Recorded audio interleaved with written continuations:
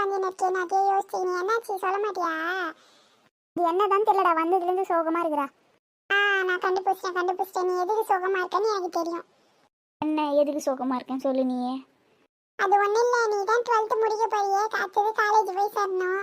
அப்படியே மாசா போய் காலேஜில் சேர போற. இப்போ உன் ஃப்ரெண்ட்ஸ் எல்லாம் மிஸ் பண்ணுவாதனால தானே நினச்சி ஃபீல் பண்ணிட்டு இருக்கேன் இப்போ. நீ சொல்றது இதுவும் ஒரு காரணம் தான். ஃபீல் பண்ணாத. இப்போ இருக்கிற ஃப்ரெண்ட்ஸை விட இன்னும் நிறைய ஃப்ரெண்ட்ஸ் உனக்கு கிடைப்பாங்க சார். கேட்கா கவலைப்படாத. உன் மூட நான் மாத்துறேன். நான் இப்போ ஒரு கடி ஜோக் சொல்லட்டுமா? என்னடா ஜோக்கா சொல்றதுனா ஒரு ஜோக்கா சொல்ல வேண்டியதுண்டா. ஏன்டா கட்சிக்கு தான் ஜோக்கா சொல்லணுமாண்ணா? பெரியம்மா ஏ சத்யாக்கா சிரிச்சிட்டா ஜோக் சொல்லதுக்கு முன்னாடியே சத்யாக்கா சிரிச்சிட்டா. அப்ப ஜோக்க சொன்னா இன்னும் ஊந்து சிரிக்க போறேன். சத்யாக்கா, பொருட்கள் வைக்க முடியாத பை, அது என்ன பை?